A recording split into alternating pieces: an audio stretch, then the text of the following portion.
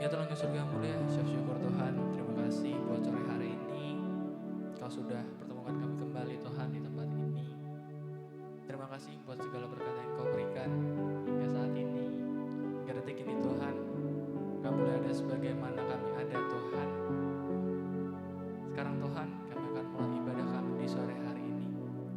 Biarkan kami Tuhan boleh memuji dan memuliakan Engkau di sore hari ini. Biarkan hati kami Tuhan di sore hari ini, dan juga mata kami Tuhan hanya tertuju kepada Engkau Bapa di sore hari ini. Dan kami mau serahkan Tuhan untuk jalan ibadah ini dari awal pertengahan hingga akhirnya ke dalam tangan-Mu Tuhan. Kami mau thanking Tuhan segala kuasa kejahatan, segala kuasa kegelapan Tuhan yang dapat mengganggu jalan ibadah ini dari awal pertengahan hingga akhirnya. Dan kami percaya Tuhan bahwa Engkau hadir di tempat ini Bapa.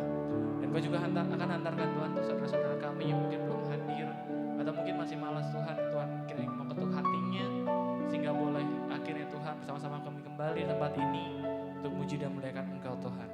Dan ini kami Tuhan, kami siap memuji dan muliakan nama-Mu. Hanya dalam nama Tuhan Yesus kami ucap syukur. Haleluya. Amin.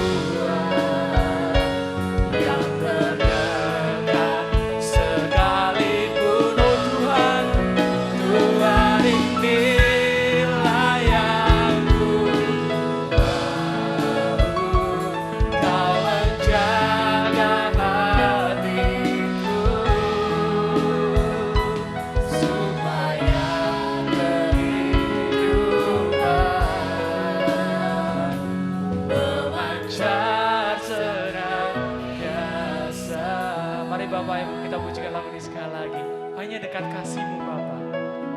Ya dekat kasih-Mu Bapa, jiwaku pun tenang. Kau menerimaku Tuhan, Engkau menerimaku dengan sepenuhnya, dengan sepenuhnya. Walau dunia melihat rupa, walau dunia melihat rupa, namun Kau memandangku sampai ke kedalaman hatiku. Tuhan inilah, Tuhan inilah yang ku tahu. Kau mengenal hatiku, Kau melebihi semua, jauh melebihi semua. Bahkan yang terdekat, sekalipun Tuhan, Tuhan inilah yang ku tahu. Kau menjaga hatiku supaya kehidupan memanjang. Sekali lagi Bapak Ibu kita katakan, Tuhan inilah yang ku tahu. Tuhan inilah yang ku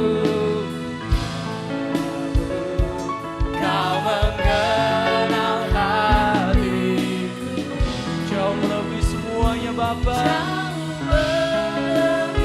Bahkan yang terdekat juga Tuhan, Kau lebih tahu kami Bapa. Yang terdekat sekalipun Tuhan inilah yang ku mau. Kau menjaga hatiku supaya kehidupan memanjang senantiasa.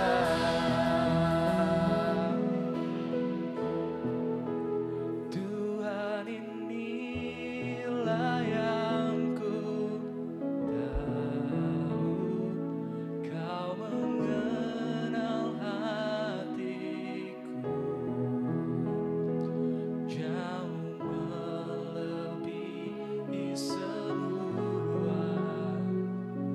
Yang terdekat sekalipun,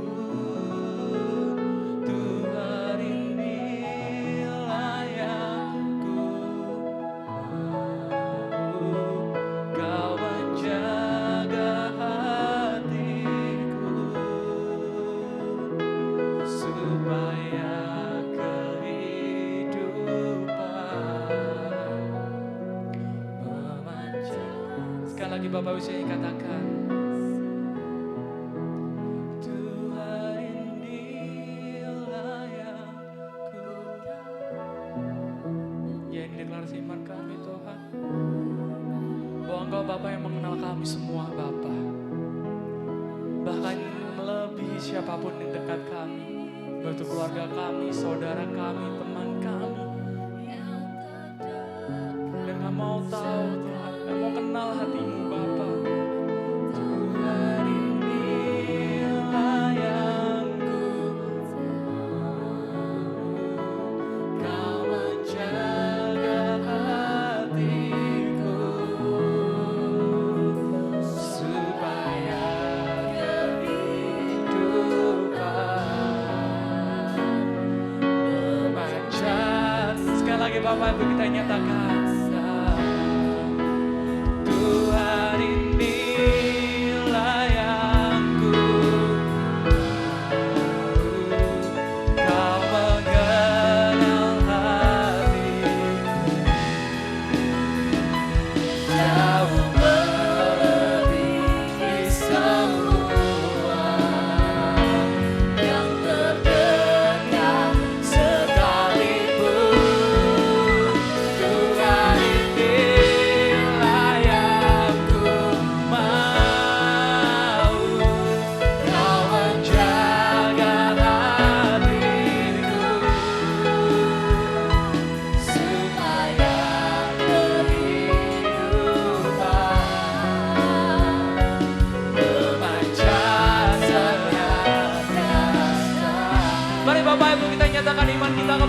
Tuhan, bahwa Dia mengenal hati kita. Tuhan inilah yang Kau mengenal hatiku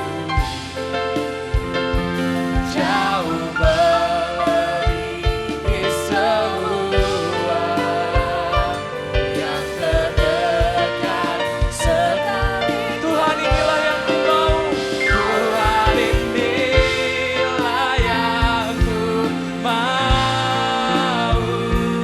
Kau menjaga hatiku supaya kehidupan memancar cerah, supaya kehidupan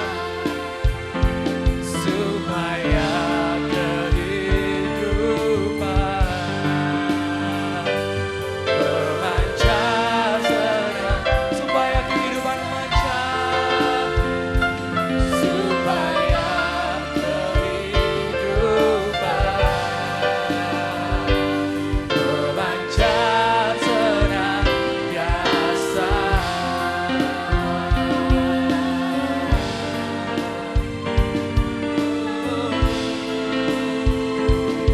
Inilah kerinduan kami. Kami mau kenal Engkau, karena Kau yang kenal kami, dan Kau yang ciptakan kami. Kau Yesus, Kau Tuhan, Kau Bapa kami, Kau mengenal kami, melebihi siapapun, melebihi keluargaku, melebihi pertemananku. Oh Tuhan, ini hatiku, kami mau kenal Kau, sebab Kau yang tahu kami, dan kami mengenal Kau.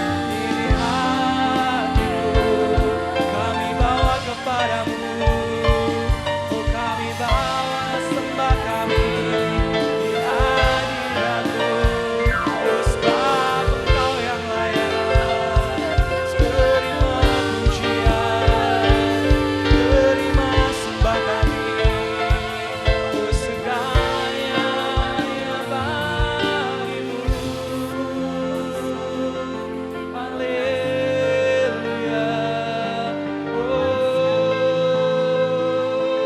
Tuhan, biar hati kami Tuhan hanya kepadamu, biar mata kami Tuhan hanya tertuju padamu, sebab hanya Engkau pribadi yang kenal kami, sebab hanya Engkau yang tahu isi hati kami.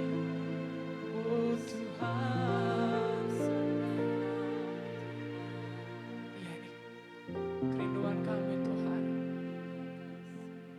Kami mau kenal Engkau Bapa, karena kami percaya bahwa Engkau mengasihi kami, bahwa Engkau menerima kami apa adanya Tuhan, bahkan dalam kondisi terburuk sekalipun Tuhan, Kau tetap mau memegang tangan kami Tuhan. Dan ini kami Tuhan, kami mau mengenal hati-Mu Bapa di sore hari ini lebih dalam lagi, karena kami tahu kami seperti rusa yang haus, merindukan aliran sungai-Mu Bapa. Rusa yang haus, rindu aliran sungai-Mu.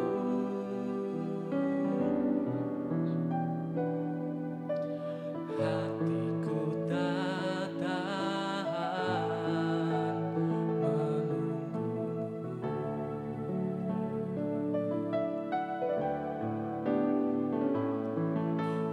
Bagai padang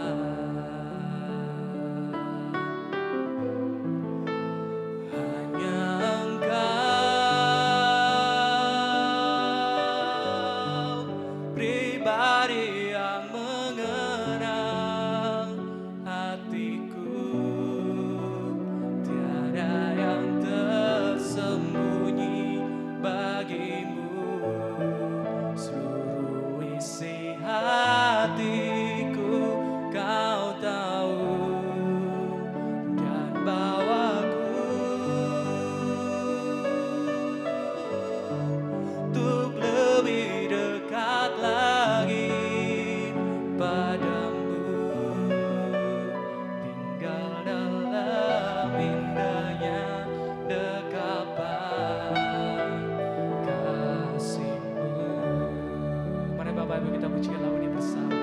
Seperti rusa yang haus, Seperti rusa yang haus, rindu aliran sungai-Mu.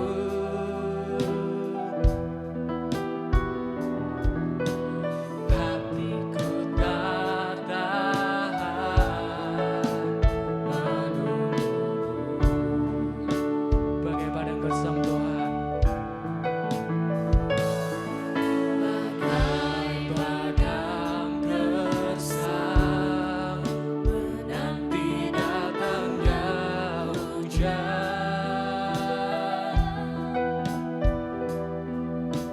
Begitupun jiwaku, Tuhan.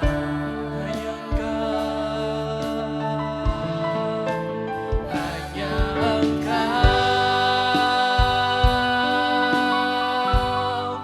pribadi yang mengenal hatiku.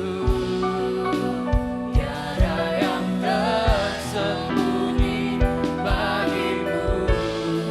Seluruh isi hatiku Kau tahu. Dan bawa kami Dan bawaku untuk lebih dekat lagi padamu. Tinggal dalam indahnya dekapan kasih-Mu. hanya Engkau. Hanya Engkau pribadi yang mengenal hatiku. Tiada yang tersembunyi, Tiada yang tersembunyi bagimu. Seluruh isi hatiku Kau. dan bawa kami Dan bawaku untuk lebih dekat lagi padamu. Tinggal dalam indahnya dekapan kasih-Mu. Mari Bapak Ibu, saya untuk berdiri Bapak Ibu, kita puji lagi sekali lagi. Rusa yang haus, rindu aliran sungai-Mu. Hatiku tak tahan Tuhan, Hatiku tak tahan menunggu. seperti pada yang gersam. Bagai padang gersam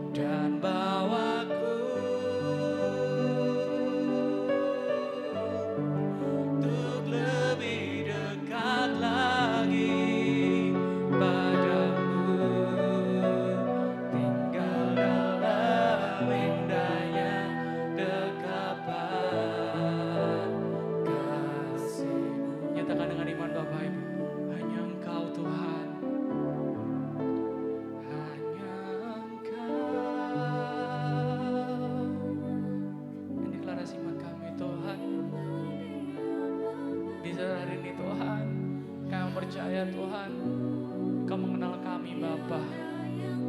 Gak ada yang tersembunyi Tuhan di hadapan-Mu Tuhan. Karena Engkau tahu seluruh isi hati kami Bapa. Dan bawa kami Tuhan untuk lebih dekat lagi kepada-Mu Bapa sore hari ini Bapa. Dan bawaku, kami mau tinggal tenang dalam hadirat-Mu Bapa sore hari ini.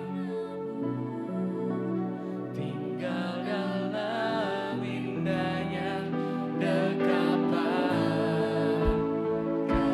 kasih.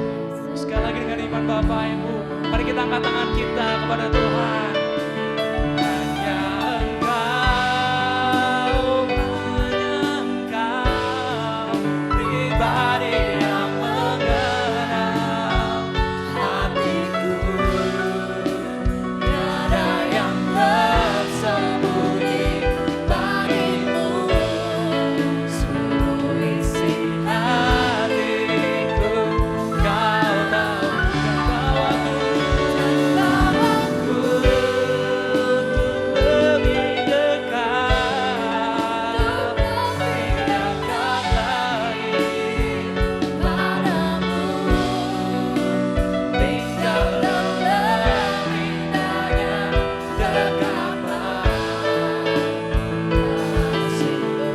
Mari Bapak Ibu kita nyatakan dengan iman dan kita mau angkat tangan kita bersama Bapak Ibu. Hanya Engkau pribadi yang mengenal hatiku. Tiada yang tersembunyi bagimu. Seluruh isi hatiku Kau tahu. Dan bawa kami lebih dekat padamu. Tinggal dalam indahnya dekapan kasih-Mu. Tinggal dalam Tuhan. Tinggal dalam indahnya dekapan kasih-Mu. Tinggal dalam dekat-Mu. Tinggal dalam indahnya dekapan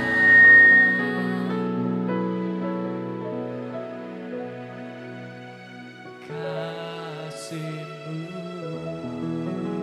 Kasih Tuhan buat Tuhan kita Bapak Ibu. Ya benar Tuhan. Sore hari ini Tuhan kami mau tinggal dekat-Mu Tuhan. Karena kami tahu bahwa hanya dekat Engkau Tuhan kami tenang Tuhan. Dan hanya dekat dengan Engkau Tuhan kami boleh memperoleh damai sejahtera Tuhan. Dan ini kami Tuhan kami mau meninggikan Engkau lebih lagi Tuhan di sore hari ini. Dan yang sama-sama siap untuk memuji dan memuliakan Engkau nama Tuhan di sore hari ini. Sama-sama katakan amin. Shalom semuanya. Kok kelihatannya masih lemas. Shalom semuanya. Yang semangat boleh kasih tos kanan kiri yang bilang shalom.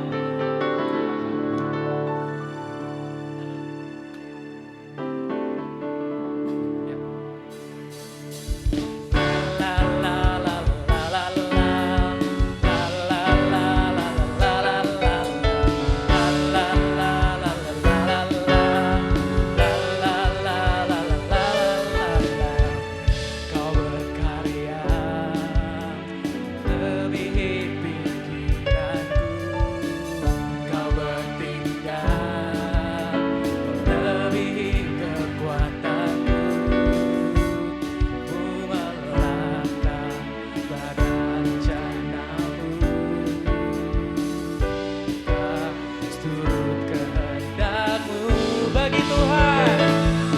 Bagi Tuhan tiada yang mustahil. Bagi Tuhan tak ada yang tak mungkin. Yang terbaik terjadilah sesuai rencana-Mu. Bagi Tuhan tiada yang mustahil. Kita belum semangat Bapak Ibu. Yuk kita pakai gerakan ya Bapak Ibu ya. Lagu ini gampang gerakannya ya. Waktu ref, yuk kita boleh angkat jempolnya dulu. Angkat jempolnya Bapak Ibu semuanya, dua-duanya. Yuk, kita sama-sama gerakan kayak gini ya. Atas bawah ya. Bagi Tuhan, tiada yang mustahil. Bagi Tuhan, tak ada yang tak mungkin. Yang terbaik semuanya. Yang terbaik jadilah sesuai rencanamu. Angkat jempolnya lagi. Bagi Tuhan, tiada yang mustahil. Sekali lagi ya Bapak Ibu coba ya. Bagi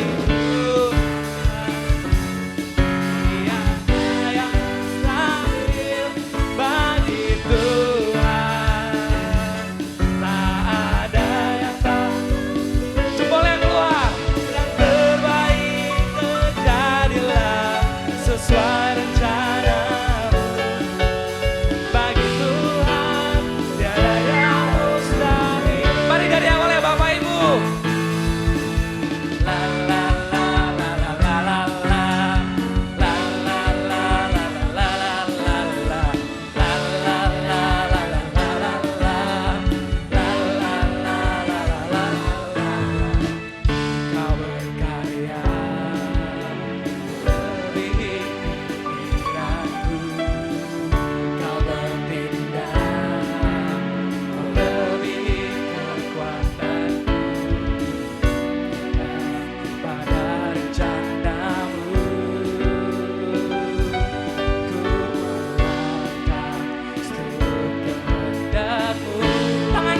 maju bagi Tuhan, tiada yang mustahil.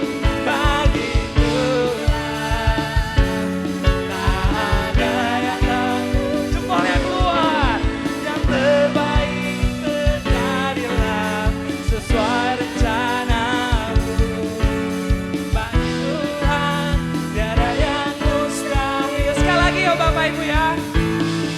Bagi Tuhan, tiada yang mustahil. Bagi Tuhan, tak ada yang tak mungkin. Yang terbaik terjadilah sesuai rencanamu. Bagi Tuhan, tiada yang mustahil. Bapak Ibu saja.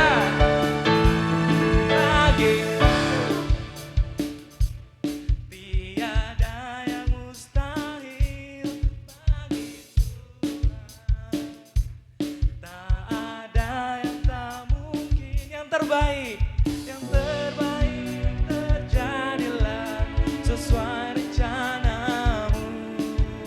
Bagi Tuhan, tiada yang mustahil. Sekali lagi ya Bapak Ibu. Bagi Tuhan, bagi Tuhan, tiada yang mustahil. Bagi Tuhan, tak ada yang tak mungkin. Yang terbaik terjadilah sesuai rencanamu. Bagi Tuhan, tiada yang mustahil. Bagi Tuhan tiada yang mustahil. Bagi Tuhan tiada yang mustahil. Dengan iman Bapak Ibu katakan. Bagi Tuhan mustahil. La la la la la la la. La la la la la la la. La la la la la la la. Haleluya Bapak Ibu. Siapa yang percaya kalau kita punya Tuhan yang mampu melakukan apapun Bapak Ibu? Yang amin boleh kasih semangatnya lagi. Bilang haleluya. Kurang semangat. Haleluya. Mari Bapak Ibu kita akan pujikan satu lagu lagi bersama. Yang kali ini harus semangat ya Bapak Ibu ya. Yuk kasih tepuk tangan Bapak Ibu.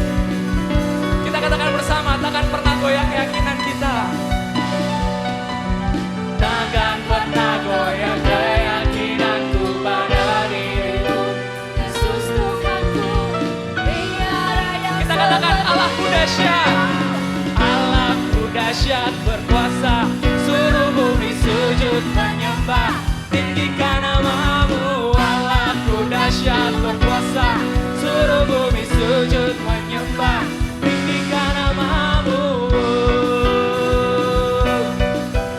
Kita katakan bersama Bapak Ibu, dari utara ke selatan. Dari utara ke selatan, terdengar pujian bagi Allah. Dari barat sampai ke timur, nama Yesus disanjung tinggi. Dari pulau-pulau, lembah-lembah, gunung-gunung, kemuliaannya disaksikan. Kemuliaannya disaksikan, kebesarannya diceritakan. Yesus, Yesus, nama Yesus, nama Yesus disanjung tinggi. Dari pulau-pulau, lembah-lembah, gunung-gunung, katakan Allahku dahsyat, Allahku dahsyat berkuasa, suruh bumi sujud menyembah, tinggikan namamu. Allahku dahsyat berkuasa, suruh bumi sujud menyembah, tinggikan namamu.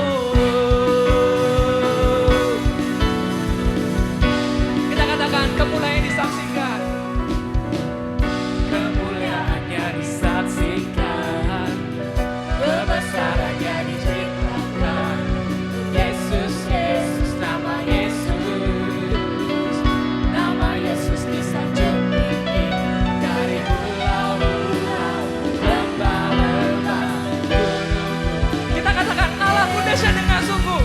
Allahku dahsyat berkuasa, suruh bumi sujud menyembah, tinggikan namamu. Allahku dahsyat berkuasa, suruh bumi sujud menyembah, tinggikan. Allahku dahsyat, Allahku dahsyat berkuasa, suruh bumi sujud menyembah, tinggikan namamu. Allahku dahsyat berkuasa, suruh bumi sujud menyembah. Bapak Ibu saja katakan Allahku dahsyat berkuasa, tinggikan namamu. Allahku dahsyat berkuasa, suruh bumi sujud menyembah, tinggikan. Terakhir, Allahku dahsyat berkuasa, suruh bumi sujud menyembah, tinggikan namamu. Allahku dahsyat berkuasa, suruh bumi sujud menyembah, tinggikan namamu. Tinggikan namamu, tinggikan namamu, tinggikan namamu, tinggikan namamu. Allahku dahsyat. Haleluya Bapak Ibu. Kasih tangan buat Tuhan kita yang dahsyat Bapak Ibu. Lebih keras lagi dong, lebih keras lagi. Haleluya. Siapa yang percaya kita punya Allah yang dahsyat Bapak Ibu? Yang percaya boleh duduk kembali Bapak Ibu. Puji Tuhan. Wow. Ya. Oke. Lumayan. Aduh, berkeringat nih. Sore hari ini, tapi gak apa-apa deh ya. Oke Bapak Ibu, sebelum kita akan sama-sama mendengarkan firman, kita akan menyanyikan sebuah lagu. Dan lagu ini juga cukup mengingatkan saya pribadi. Ya mungkin ada satu ayat yang paling sering kita dengar, yaitu Filipi 4 ayat 13. Segala perkara dapat kutanggung di dalam Dia yang memberikan kekuatan kepadaku. Dan seringkali jujur, kalau waktu dulu masih zaman-zaman sekolah ya, waktu mau takut ujian, atau takut buat masuk universitas misal kayak gitu, kita sering pakai ayat ini buat bilang bahwa kita bisa melakukan semuanya bersama dengan Tuhan. Tapi semakin kesini, waktu saya coba baca ayat-ayat sebelumnya, kalau gak salah di ayat 11 atau 12, Paulus bilang, aku tahu apa itu kekurangan dan apa itu kelimpahan. Jadi bukan karena kita takut, kita gak bisa untuk melakukan segala sesuatu waktu saya baca lagi. Tapi bagaimana cara kita menghadapi sesuatu itu bersama dengan Tuhan. Dan itu benar, bahwa segala perkara dapat kita tanggung bersama dengan Tuhan yang bersama dengan kita. Dan saya percaya bukan hanya saya yang mengalami hal ini. Bapak Ibu semua juga mengalami hal ini.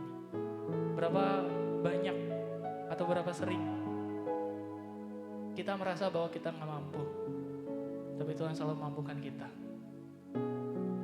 Berapa sering waktu kita senang, Tuhan juga menambahkan sukacita dan damai itu ke dalam hati kita. Jadi mari Bapak Ibu, kita kembali lagi di sore hari ini. Kita menyatakan dengan lagu ini, bahwa segala perkara dapat kutang dalam Dia. Bukan hanya waktu kita takut, tapi juga waktu kita senang, waktu kita berlimpah, bahkan kita juga waktu kekurangan. Kita mau mengatakan hal ini Bapak Ibu, karena kita punya Tuhan yang setia. Penolong yang selalu setia, memenuhi keperluanku. Tak pernah Dia mengecewakan. Yesusku tak pernah gagal. Penolong yang selalu setia, memenuhi keperluanku. Tak pernah Dia mengecewakan. Yesusku tak pernah gagal. Segala perkara dapat kutanggung di dalam Dia yang memberi kekuatan. Tuhan Yesus penolong dan sahabat. Tetap percaya Tuhan setia. Mari Bapak Ibu kita ucapkan lagu ini bersama. Penolong yang selalu setia, memenuhi keperluanku. Tak pernah Dia mengecewakan. Yesusku tak pernah. Segala perkara dapat kutanggung di dalam Dia yang memberi kekuatan. Tuhan Yesus penolong dan sahabat. Tetap percaya.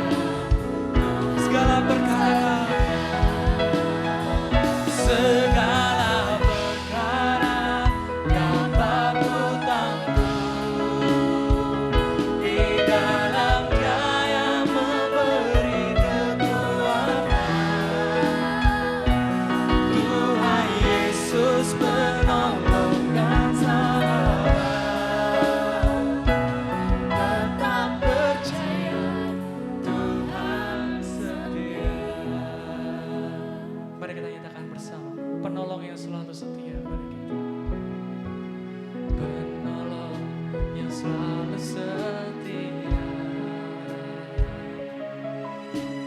memenuhi keperluanku. Tak pernah Dia mengecewakan. Yesusku tak pernah gagal. Segala perkara dapat kutanggung di dalam Dia yang memberi kekuatan. Tuhan Yesus penolong dan sahabat. Tetap percaya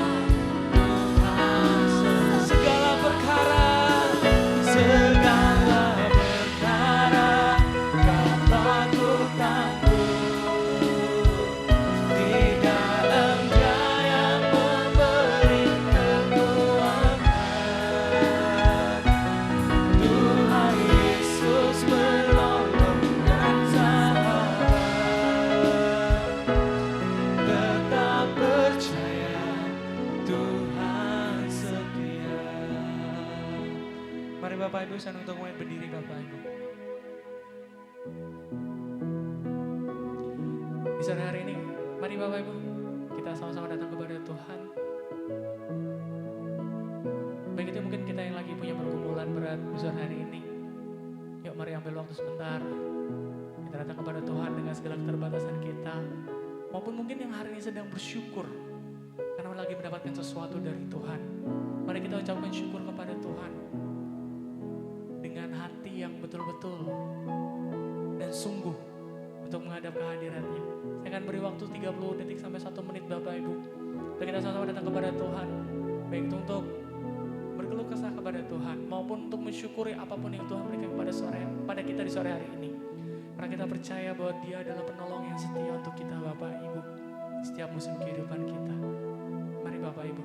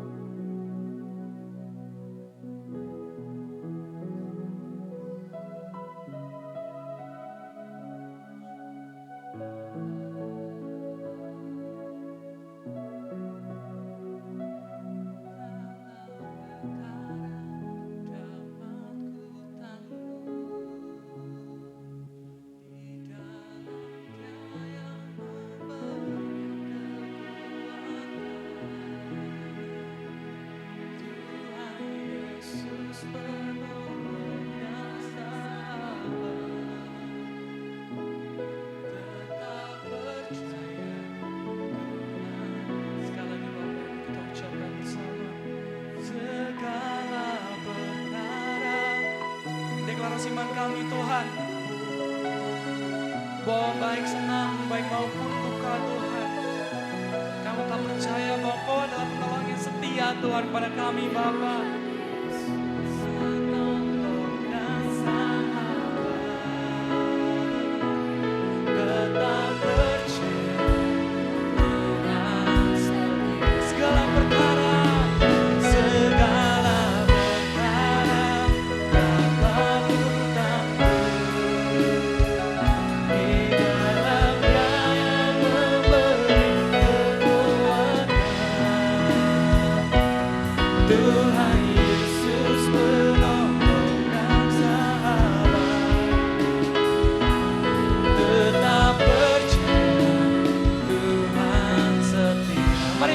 Kita ucapkan dengan iman.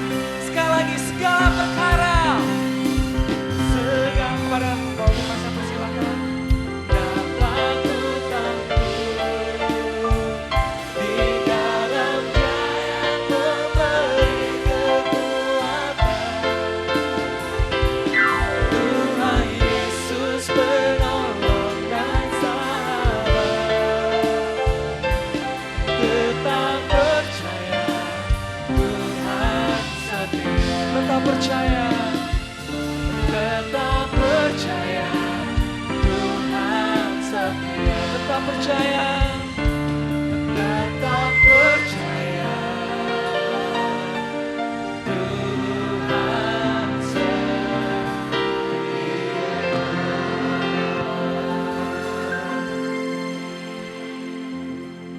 Sidang jemaat, persilakan duduk kembali, tetap dalam hadirat Tuhan. Mari kita berdoa sehati sepikir. Bapak, kami naikkan syukur sore hari ini kami masih mendapatkan kemampuan daripada-Mu sehingga kami tidak melangkah ke tempat lain. Kami tetap rindu untuk tetap beribadah sehingga kami menemukan jawaban dalam setiap pergumulan maupun persoalan hidup kami. Teramat lebih masa-masa sukar ini, kami amat sangat membutuhkan Engkau, karena siapapun di antara sesama kami tentunya tidak dapat diharapkan. Namun kami percaya Engkau satu-satunya Allah yang akan senantiasa memperhatikan dan peduli tentang keadaan kami. Terima kasih Tuhan, Engkau akan memberikan kemampuan serta kekuatan yang supranatural lewat kuasa firman-Mu. Engkau membentuk, Engkau mencipta, Engkau mengadakan yang tidak ada bisa menjadi ada. Terima kasih ya Tuhan, berkatilah kami dalam nama Tuhan kami Yesus Kristus. Mari yang percaya sama-sama katakan amin. Shalom. Salam damai sejahtera untuk kita semua. Nah saudara yang dikasihi oleh Tuhan, sore hari ini kita akan membahas tentang sebuah topik, yaitu pertobatan memberi kesempatan untuk diselamatkan. Ya sekali lagi, pertobatan memberi kesempatan atau membuka ruang untuk menerima pemulihan atau keselamatan. Nah sejak manusia itu jatuh di dalam dosa, maka hidupnya harus mengalami bersusah payah untuk mencari rezeki. 1 tahun, 2 tahun, 3 tahun, ternyata tidak. Ternyata manusia setelah jatuh di dalam dosa dikatakan hidupnya harus mengalami bersusah payah untuk mencari rezeki seumur hidupnya. Nah ini sangat ironi kalau kita sendiri mengalami yang serupa. Nah oleh karena itu coba mari kita membuka ayat firman Tuhan yang memberikan petunjuk tentang hal ini. Kejadian 3 ayat 17 sampai 19. Kejadian 3 ayat sampai 19.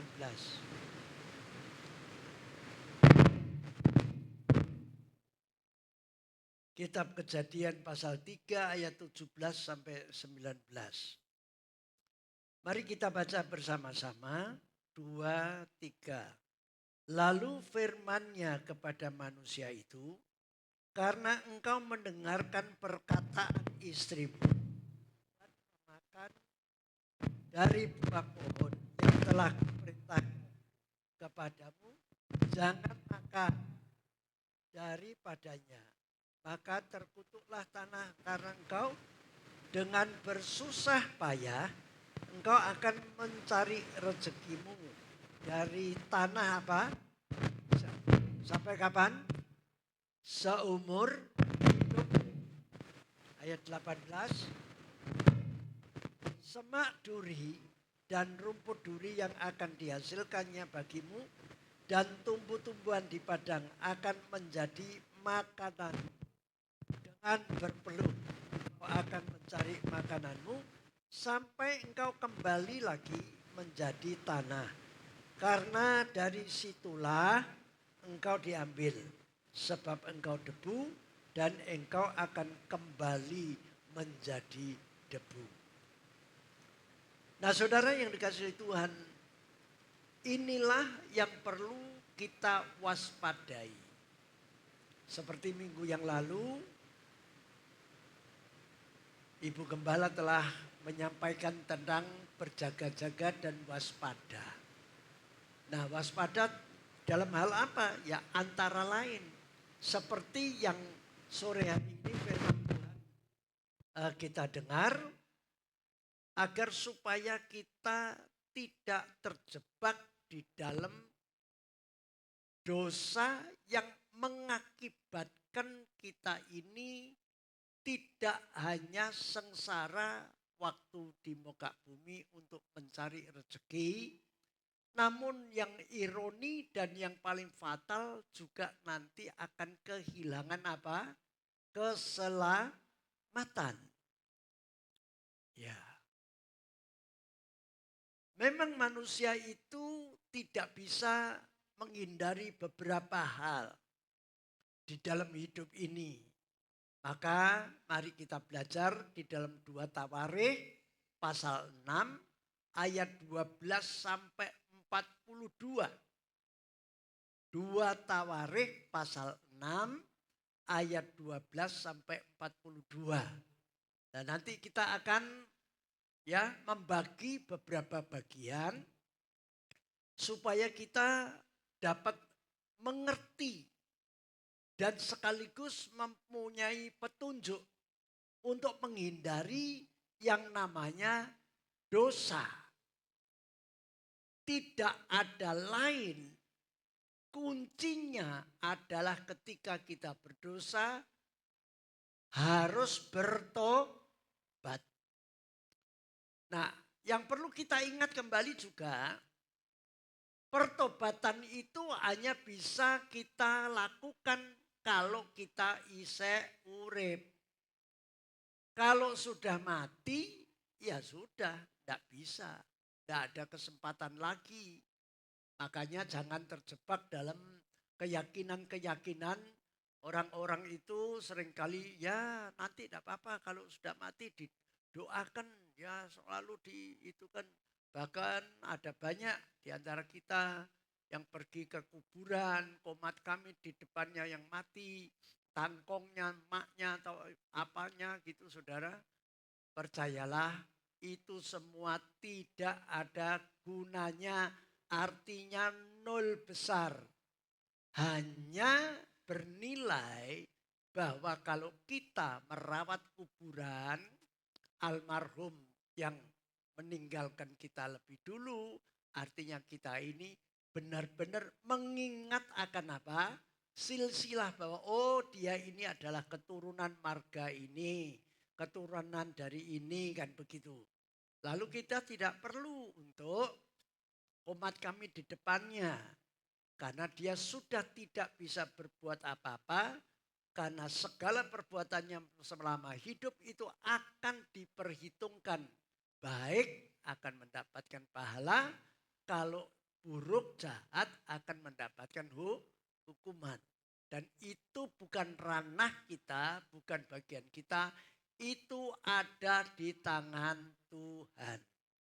Nah oleh karena itu supaya kita ini tidak kadung atau kasep ya, getun tibomburi. Nah itu katanya orangnya. Saudara, maka hari ini kita akan belajar firman Tuhan. Bagaimana kita bisa mengatasi persoalan ini sekaligus memperoleh jalan keluar. Nah tentu kalau kita sekarang mempelajari 2 Tawarikh pasal 6, maka mulai ayat 12 sampai 21 akan kita temukan bagaimana Salomo ketika memegang tampuk pimpinan yang tertinggi oleh bangsa Israel dan dia diangkat menjadi raja menggantikan bapaknya, maka Salomo telah melihat kenapa bangsa Israel ini kok bolak-balik mendapatkan hukuman, bolak-balik tertimpa malapetaka. Padahal katanya adalah umat kesayangan Tuhan. Betul enggak? Memang kita tidak bisa menafikan bahwa bangsa Israel itu adalah umat yang dikasihi oleh Tuhan. Namun bukan berarti kalau dikasihi lalu boleh sembarangan. Dan bahkan oleh karena keadilan Allah, yang namanya manusia tidak peduli bangsa apa, warna apa, bahasanya apa, itu adalah ciptaan Tuhan, milik kepunyaan Allah. Dan nanti kita akan belajar, nanti akan bisa tahu apakah hanya kita-kita ini yang disebut Kristen baru umat Allah. Ternyata nanti kita akan mendapatkan pencerahannya. Nah, oleh karena itu mari kita perhatikan ya. 2 Tawarikh 6 ayat 14. Mari kita lihat tindakan Salomo pada waktu dia memberikan petunjuk dan petuah kepada bangsa Israel, maka Salomo mengutamakan membangun bait suci. Ya, namun bait suci yang dibangun diakui sendiri oleh Salomo bahwa bait suci yang dibangun itu tidak bisa memuat akan Allah. Allah itu terlalu besar. Tidak cukup istilahnya. Namun karena keyakinannya Salomo memohon kepada Tuhan agar supaya Tuhan itu berhadirat di dalam kemah suci yang dibangun oleh Salomo. Nah, di situ meneruskan seperti apa yang sudah dilakukan oleh Musa. Mari kita baca ayat 14, 2, 3. Sambil berkata, ya Tuhan Allah Israel, tidak ada Allah seperti Engkau di langit dan di bumi. Engkau yang memelihara perjanjian dan kasih setia kepada hamba-Hambamu yang dengan segenap hatinya hidup di hadapanmu. Ayat 15. Ayat 15. Engkau yang tetap berpegang pada janjimu terhadap hamba-Mu Daud, ayahku. Dan yang telah menggenapi dengan tanganmu apa yang kau firmankan dengan mulutmu seperti yang terjadi pada hari ini. Nah, kalau saudara membaca terus maka Anda akan menemukan bahwa Salomo sendiri mengaku ya bahwa ternyata kemah suci yang dibangun itu kalau secara fisik, secara jasmani tidak bisa. Karena Allah terlalu besar. Namun Salomo mohon, karena kemah suci itu pun juga atas perintah Tuhan untuk dibangun di muka bumi.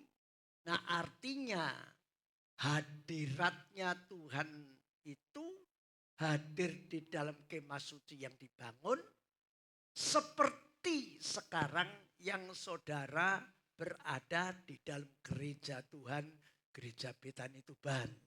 Bahwa meskipun ini kecil, namun hadiratnya itu sanggup untuk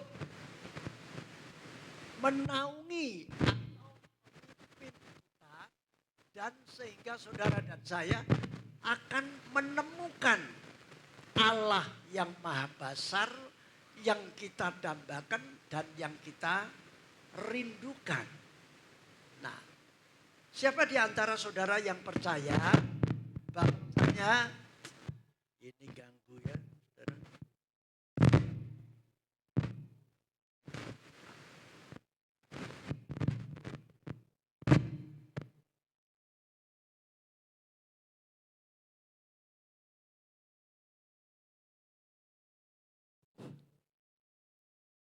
Iya.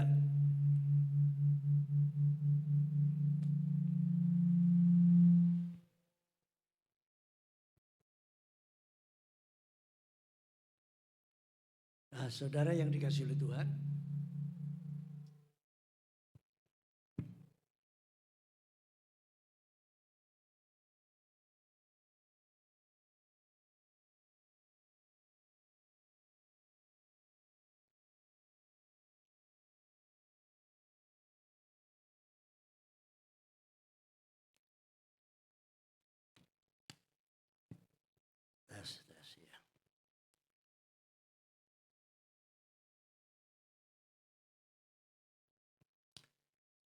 Nah, saudara yang dikasihi oleh Tuhan,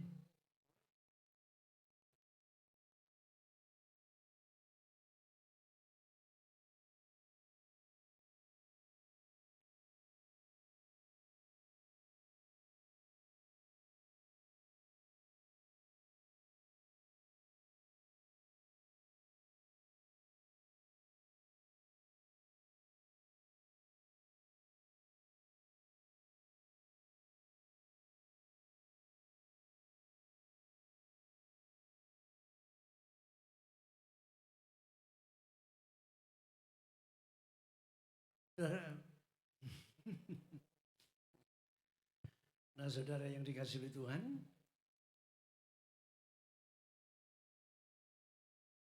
kita akan belajar bagaimana caranya untuk bisa ya mengatasi persoalan yang namanya dosa ini. Sehingga kita akan bisa memperoleh jalan keluar. Dan jawabannya yang pasti adalah melalui pertobatan.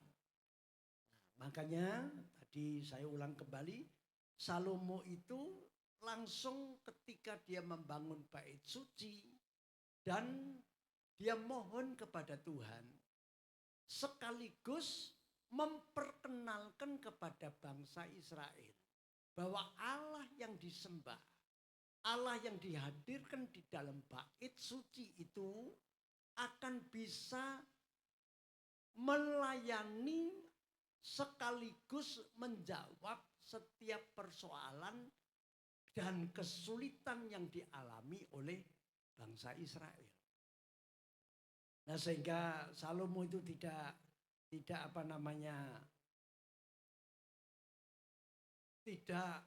mengada-ngada dan dia tidak gombal, tapi dia benar-benar menyatakan kepada bangsa Israel bahwa perlunya kemah suci yang atas perintah Tuhan untuk didirikan supaya Allah itu berhadirat.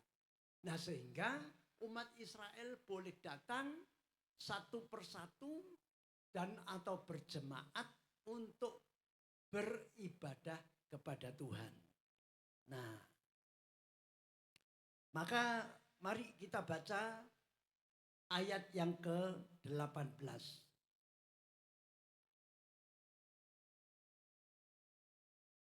Mari kita lihat pernyataan Salomo yang disampaikan kepada umat Israel. Tetapi benarkah Allah hendak diam bersama dengan manusia di atas bumi? Sesungguhnya langit, bahkan langit yang mengatasi segala langit pun tidaklah dapat memuat Engkau Tuhan. Terlebih lagi rumah yang kudirikan ini.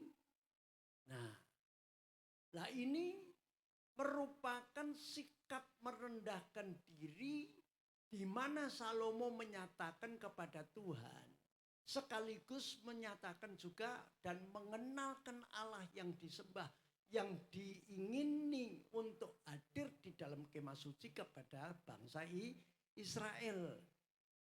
Nah, sehingga lewat pembangunan bait suci ini, maka umat Tuhan itu sewaktu-waktu dan tidak terbatas waktunya pagi, sore, malam, kapanpun kalau mereka datang, maka Tuhan itu tetap hadir di dalam kemah suci. Nah, dan Salomo minta kepada Tuhan agar supaya ketika kalau umat Israel itu datang, mereka berdoa, minta tolong, bahkan mohon ampun atas dosa-dosanya. Maka Salomo mengatakan kepada Tuhan, hendaklah Engkau mengabulkan akan semua permohonan yang dipanjatkan oleh umat Israel lewat doa. Makanya ayat 21, coba mari kita lompat, kita baca ayat 21. Dan dengarkanlah permohonan hamba-Mu dan umat-Mu Israel yang mereka panjatkan di tempat ini, bahwa Engkau juga yang mendengarnya dari tempat kediaman-Mu dari sorga. Dan apabila Engkau Tuhan mendengarnya, maka Engkau Tuhan akan mengampuni. Nah, ini satu hal yang saya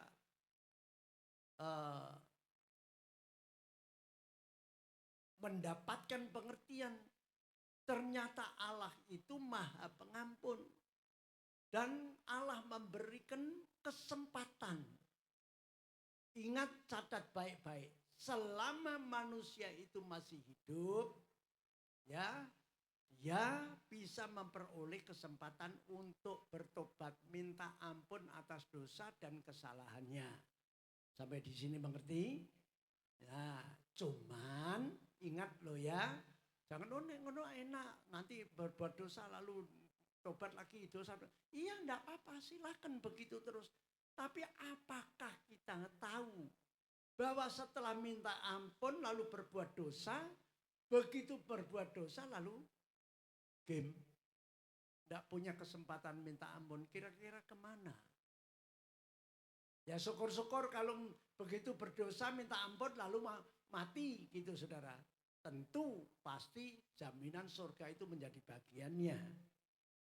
Oleh karenanya mari kita perlu mewaspadai tentang yang namanya dosa kalau tidak ditutup dengan yang namanya pertobatan, maka kita pasti akan mengalami kegagalan.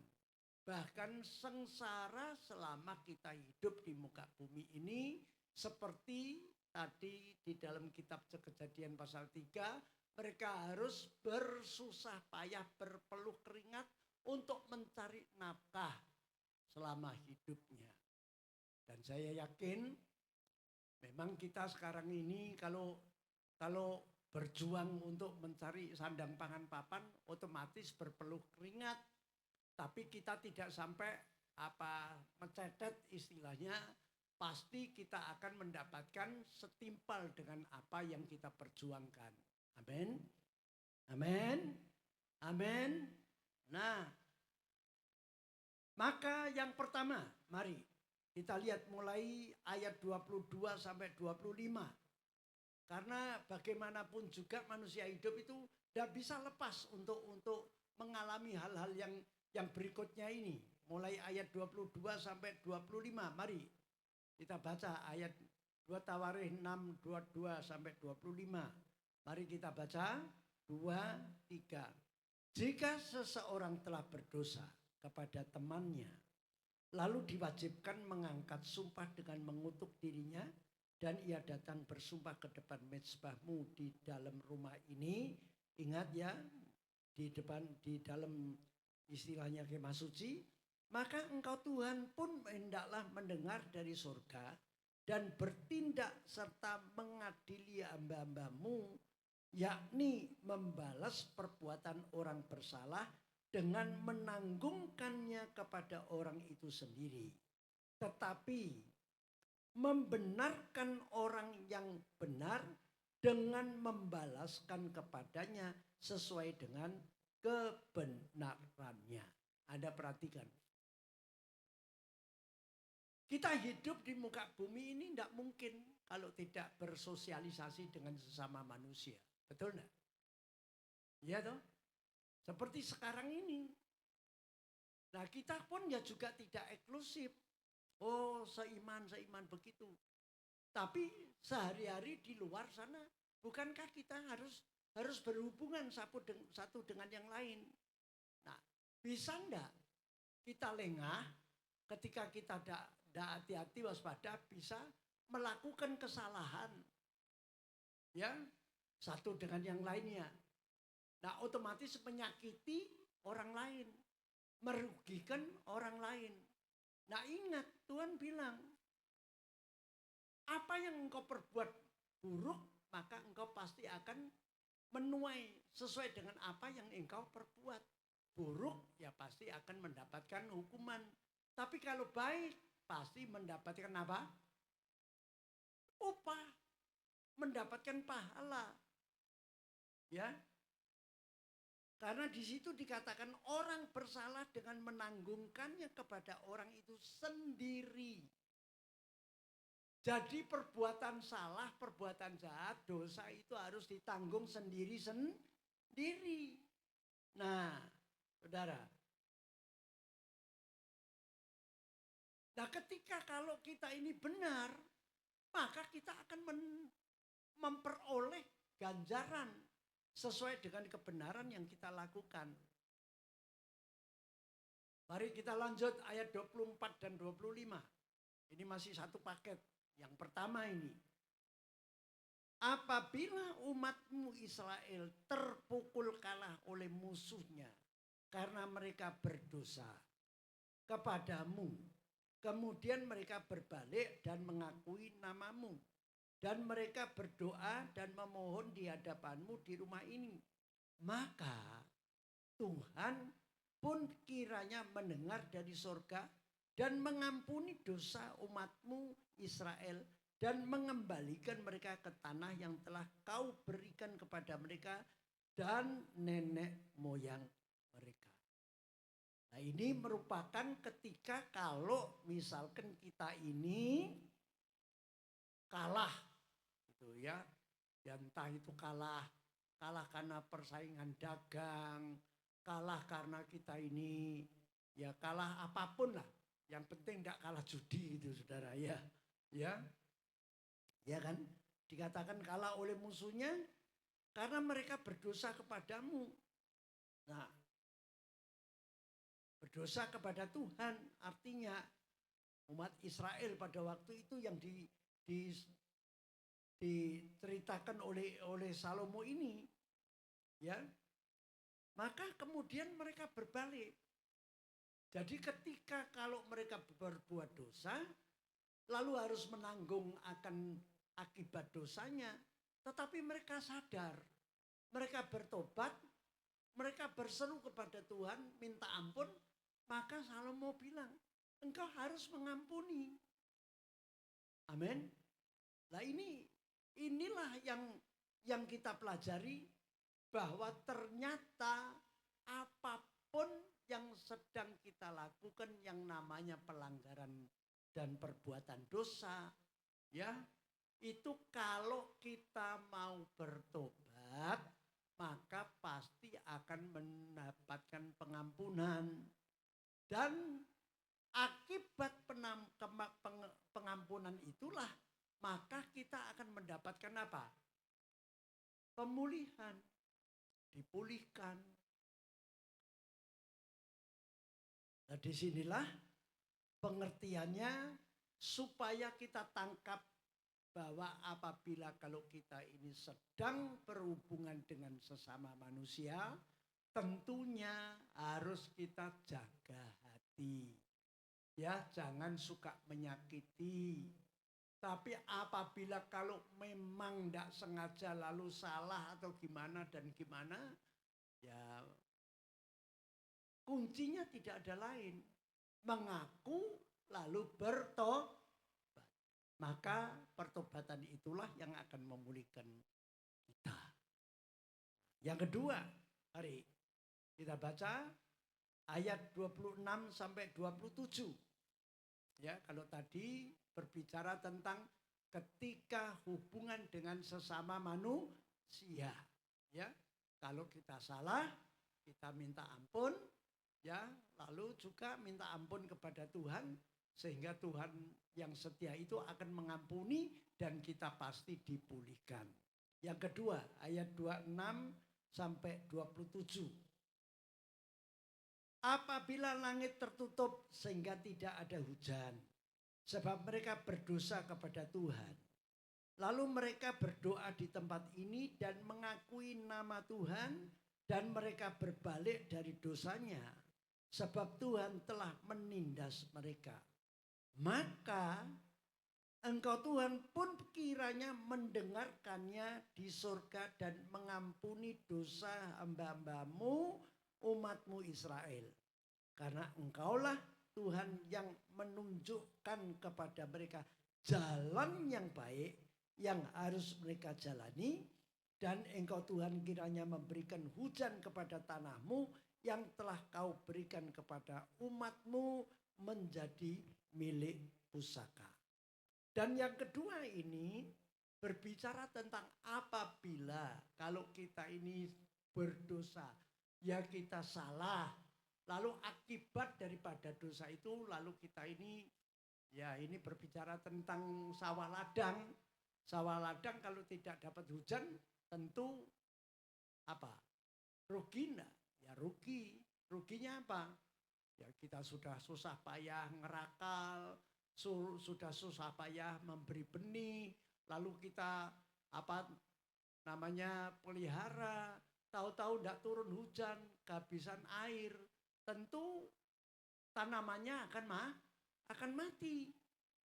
Nah, maka disitulah artinya ini juga bisa berbicara tentang ketika kita bekerja. Karena kita bekerja dengan cara yang salah. Tidak halal istilahnya, nipu atau yang bagaimana dan serong dan lain sebagainya. Ya karena perbuatan dosa. Sehingga Tuhan tidak menurunkan berkat. Ya, berkatnya hilang. Tahu-tahu tidak tahu. Ya lewat sakit lah, lewat nanti tahu-tahu kendaraannya nubruk lah. Nanti lewat apa lagi? Ya macam-macam. Gangguan-gangguan itu bisa datang. Karena itu pekerjaan si jahat. Karena setiap peluang yang kita sendiri buka melalui dosa, maka iblis itu akan datang untuk menuduh di hadapan Tuhan. Karena Tuhan ibaratnya sebagai hakim yang adil, iblis itu seperti polisi atau jaksa, suka ngusut dan menuduh. Nah, ini cuma perumpamaan ya saudara. Ya, maka kalau ada buktinya, tidak bisa berbuat apa-apa sang hakim. Ya tentu akan dijatuhi hukuman. Nah, tapi di sini ternyata apabila setiap pelanggaran yang mengakibatkan akan kerugian dan lain sebagainya, kalau orang itu mau bertobat, mau mengakui dosanya, maka Tuhan pasti bisa memulihkannya kembali. Yang rugi bisa menjadi untung. Amin. Yang rusak bisa menjadi pulih. Gitu loh saudara. Maka di sini yang kedua itu perlu kita perhatikan dan tentu kembali.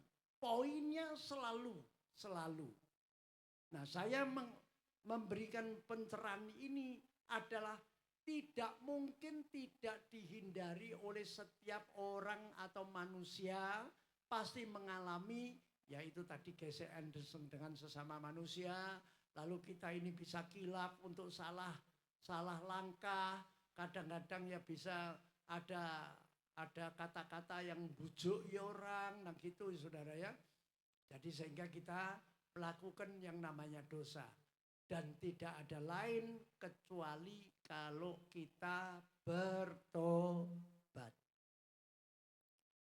Yang ketiga, mari kita lihat.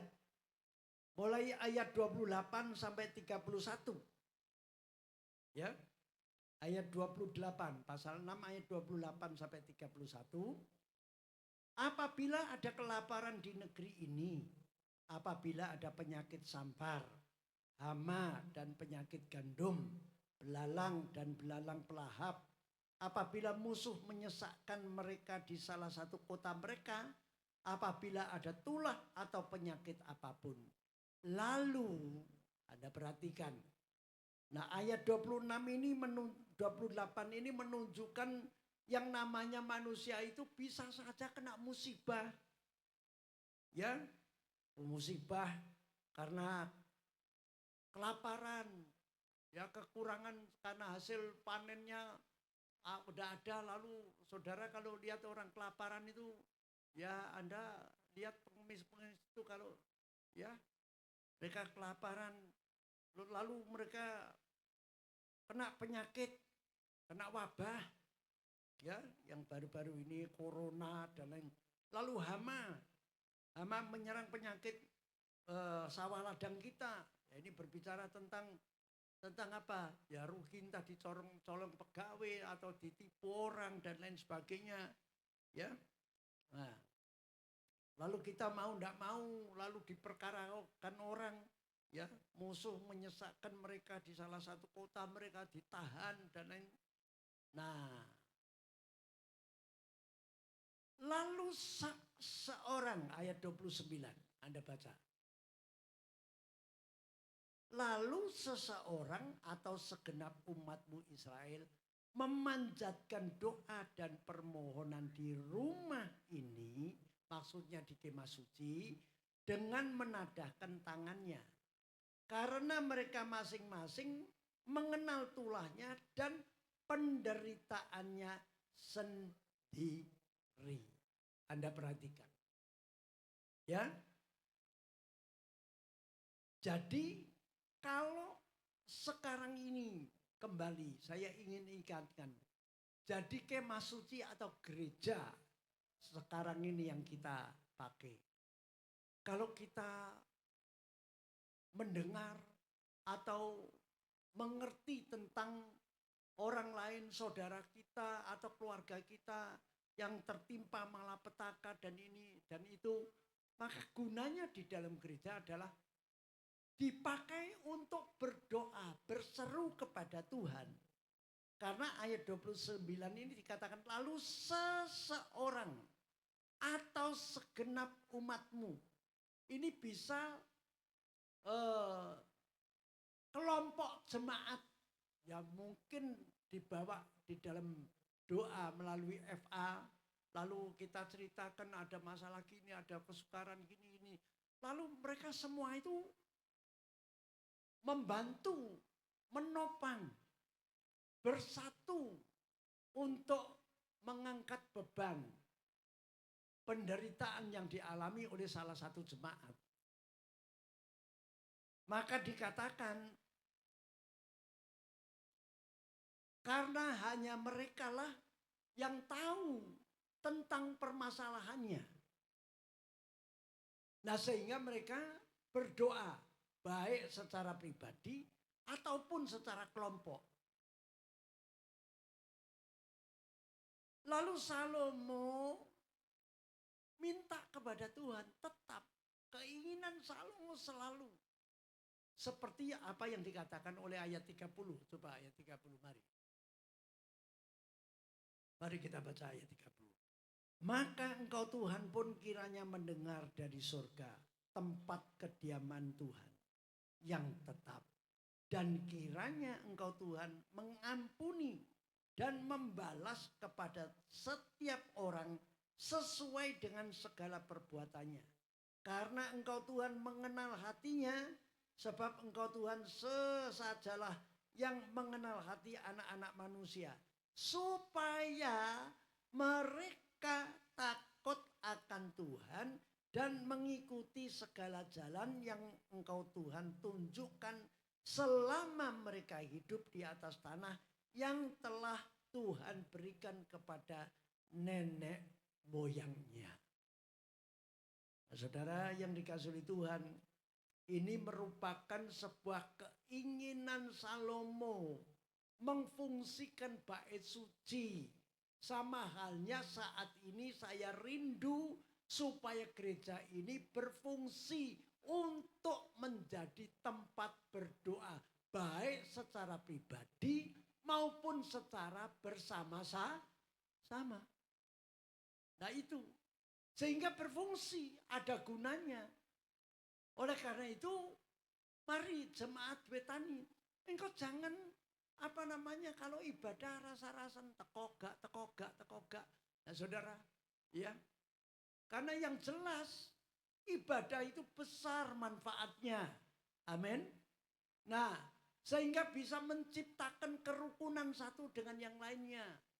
Saling peduli satu dengan yang lainnya. Saling memperhatikan satu dengan yang lainnya.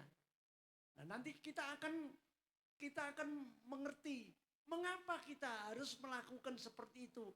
Oh, kok enak, aku dewe kurang, aku dewe gini. Tidak bisa, setiap orang pasti tidak pernah luput dari yang namanya masalah. Nah, maka dibutuhkan satu dengan yang lain bersinergi, menyatu.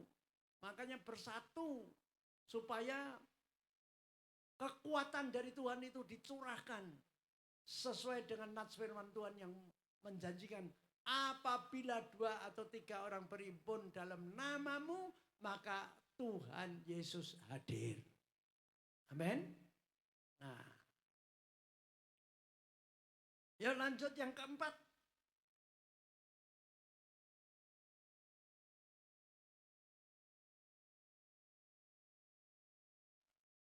Ayat 32 sampai 33. Mari. Juga apabila seorang asing, nah ini loh yang tadi saya sempat singgung, yang tidak termasuk umatmu Israel, datang dari negeri jauh oleh karena nama Tuhan yang besar, tangan Tuhan yang kuat dan lengan Tuhan yang teracung. Dan ia orang asing itu datang berdoa di rumah ini, maka engkau Tuhan pun kiranya mendengar dari surga, dari tempat kediaman Tuhan yang tetap, dan kiranya engkau Tuhan bertindak sesuai dengan segala yang diserukan kepada Tuhan oleh orang asing itu, supaya segala bangsa di bumi mengenal nama Tuhan, sehingga mereka takut akan Tuhan sama seperti umat Tuhan Israel, dan sehingga mereka tahu bahwa nama Tuhan telah diserukan atas rumah yang telah didirikan oleh Salomo. Jadi gereja ini tidak sebatas boleh didatangi oleh orang yang sudah mengenal Tuhan. Orang asing pun kalau dia mau datang beribadah dengan maksud tujuan, dengan beribadahnya dia supaya melihat akan kebesaran Tuhan di dalam gereja. Lewat siapa? Lewat kehidupan jemaat. Guyup, ramah, penuh senyum ketika menyambut orang baru yang belum kenal Tuhan. Lalu orang yang belum mengenal Tuhan itu akan merasakan, waduh ayem ya, sudah. Sehingga mereka mengenal, bukan mengenal siapa-siapa, mengenal Tuhan lewat kehidupan jemaat di tempat ini. Amen. Nah sehingga apa? Sehingga mereka orang asing itu takut akan Tuhan. Jadi mereka tidak akan meninggalkan Tuhan lagi. Mereka akan tetap percaya kepada Tuhan. Juru selamat itu, saudara. Ya. Nah, lewat pengenalannya di gereja di mana kita ada, mereka melihat akan sikap perilaku kehidupan jemaat di tempat ini, mereka kagum, lalu mereka akhirnya apa? Akhirnya apa? Mereka tahu bahwa nama Tuhan telah diserukan, dikumandangkan, diberitakan di tempat ini. Nah, itulah yang dimaksud oleh Salomo, bahwasannya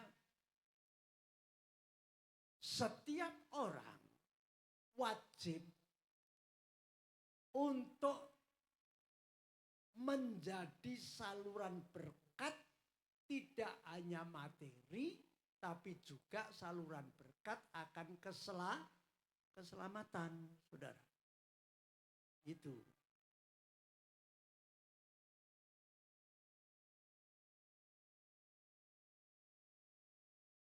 Maka disinilah mari ketika kita membahas tentang orang asing yang datang di tempat ini untuk beribadah, itu mereka ya juga melakukan apa? Pertobatan, bertobat. Bertobat itu tidak konotasinya jelek. Bertobat itu dulu tidak percaya Tuhan. Tuhan yang mana? Tuhan yang benar. Tuhan yang menjadi juru selamat penebus dosa umat manusia. Hanya satu-satunya yang kita kenal dalam nama Tuhan Yesus Kristus. Maka pertobatan itulah yang bisa menyelamatkan orang asing itu, saudara. Ya, tentu Anda dan saya dipakai oleh Tuhan untuk menjadi saksi lewat kehidupan kita yang sudah mengalami pertobatan. Kelima, Mari kita baca ayat 34 sampai 39. Ya. Ayat 34 sampai 39.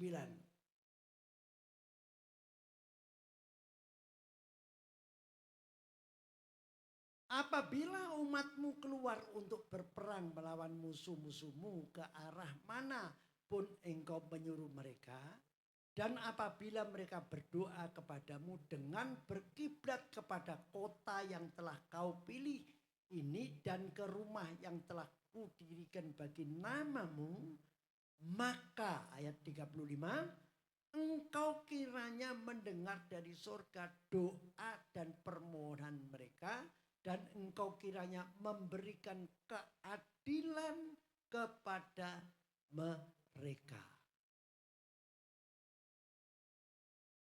Nah ini fungsinya bait Salomo yang dibangun oleh Salomo itu. Supaya bisa apa? Bisa menolong orang-orang yang ketika berperang melawan musuh. Di mana mereka itu ya kalah lah. Maka mereka sebelum berperang untuk memperjuangkan hidup, berperang ini bisa berbicara secara arti rohaninya. Mereka berperang untuk memperjuangkan hidup, usaha. Maka mereka berdoa di dalam gereja, lewat gereja. Maka Tuhan pasti akan memberkati dia. Nah, oleh karena itu ayat 35 berkata, maka engkau kiranya mendengar dari surga dan doa permohonan mereka, dan engkau kiranya memberikan keadilan pada mereka. Nah, sehingga perjuangan mereka sebelumnya mereka melakukan perjuangan, mereka terlebih dahulu membawa persoalan hidupnya ini di dalam gereja atau di dalam rumah Tuhan. Mereka berdoa, maka Salomo bilang, hendaklah engkau mendengarkan doa mereka. Artinya mengabulkan tentang apa yang diharapkan. Tentu semua harapan yang kita harapkan harus sejajar dengan rencana serta kehendak Tuhan. Jangan berbalik, jangan berlawanan. Ya, sehingga firman Tuhan yang lainnya, jangan engkau melampiaskan hawa nafsumu untuk melawan kehendak Tuhan. Jadi bekerja yang benar, melakukan segala sesuatu yang selalu benar, tidak menyimpang dan tidak melanggar hukum pemerintahan maupun hukum Tuhan apalagi. Nah di situ saudara. Nah, terus Salomo pun juga mohon kepada Tuhan. Karena Salomo juga tahu bahwa tidak ada manusia satupun yang tidak berdosa. Ayo kita baca ayat 36. Nah inilah yang saya singgung tadi. Bahwa semua manusia itu tidak ada satupun yang tidak berdosa. Ayat 36. Apabila mereka berdosa kepadamu, karena tidak ada manusia yang tidak berdosa. Dan engkau murka kepada mereka dan menyerahkan mereka kepada musuh, sehingga mereka diangkut tertawan ke negeri yang jauh atau yang dekat. Nah saudara perhatikan ayat ini. Inilah yang harus kita waspadai dan kita sadari. Tidak ada satupun manusia yang tidak berdosa. Maka setiap orang butuh yang namanya pertobatan.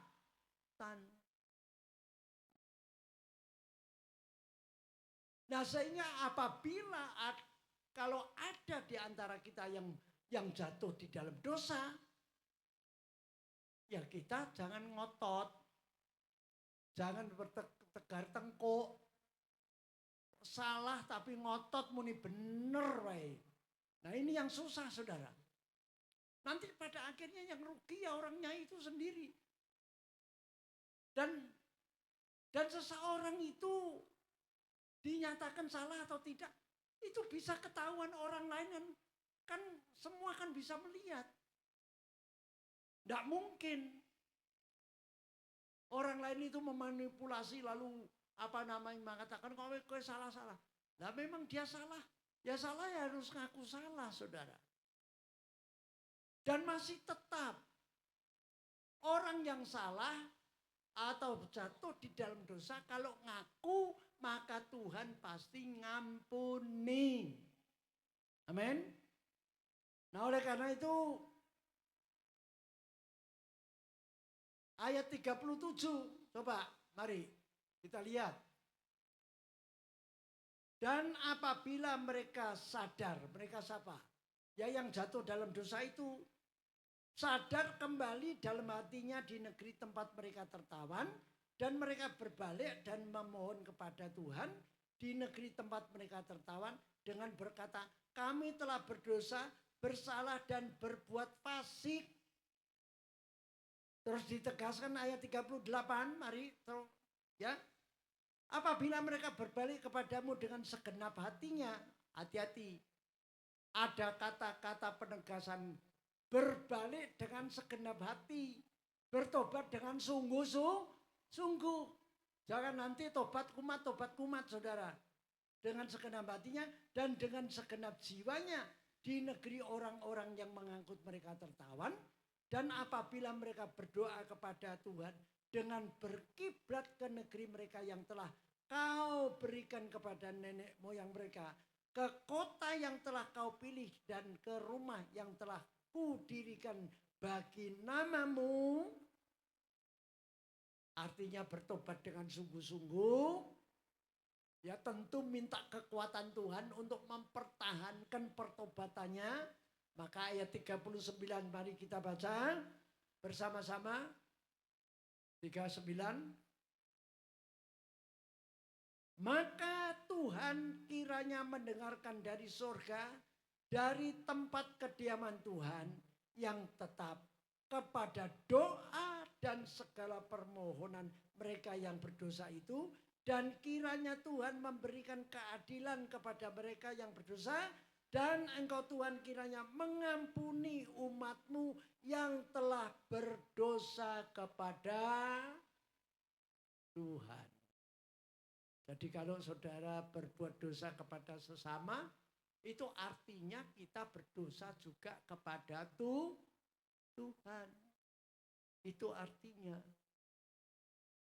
Maka dari 5 hal yang tidak mungkin tidak bisa dihindari, yang tidak mungkin ya dihindari oleh yang namanya manusia, pasti kita pernah melakukan hal-hal yang salah, kita pasti pernah melakukan hal-hal yang tidak benar, maka tidak ada jalan lain, hanya melalui pertobatanlah maka kita pasti dipulihkan dan kita diselamatkan.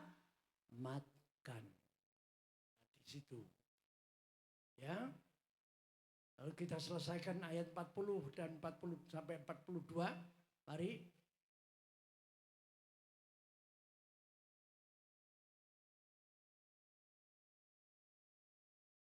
Maka Salomo kembali mengulang-ulang.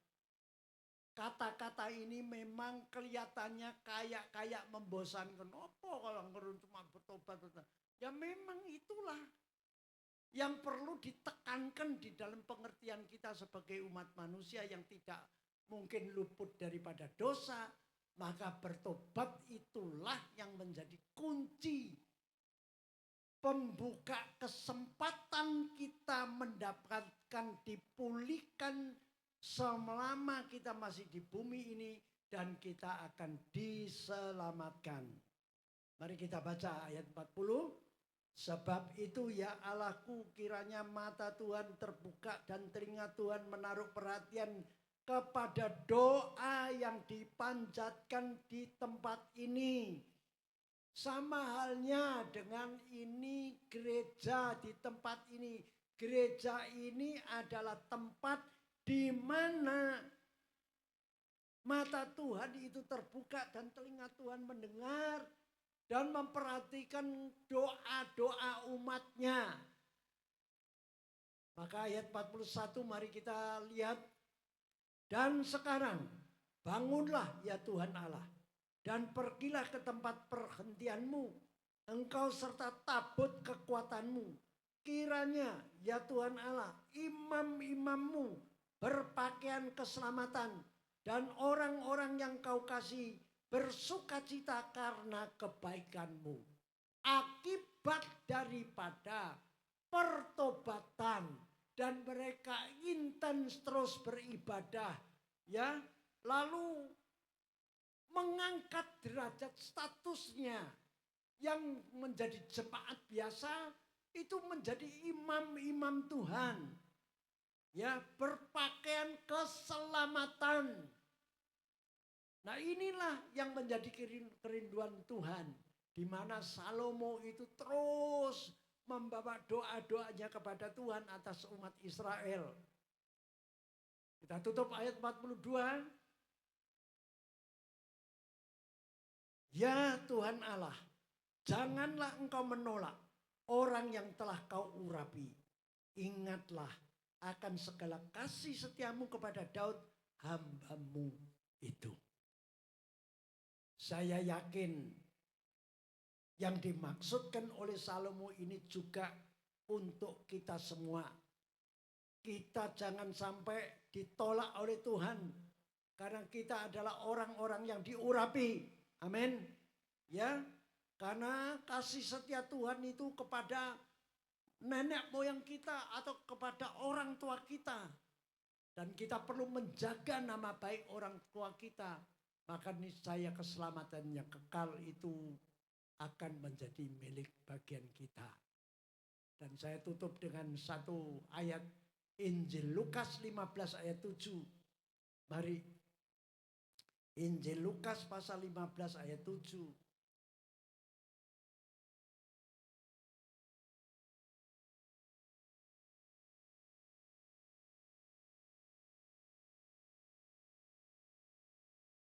Kenapa kita perlu bertobat? Ini luar biasa. Hasil dari pertobatan seseorang, Allah akan mengerahkan seluruh penghuni surga untuk bersorak-sorai menyambut kita. Amin. Mari kita baca bersama-sama. 2, 3. Aku berkata kepadamu, demikian juga akan ada sukacita di surga karena satu orang berdosa yang bertobat, lebih daripada sukacita karena 99 orang benar yang tidak memerlukan pertobatan. Amin. Tuhan memberkati.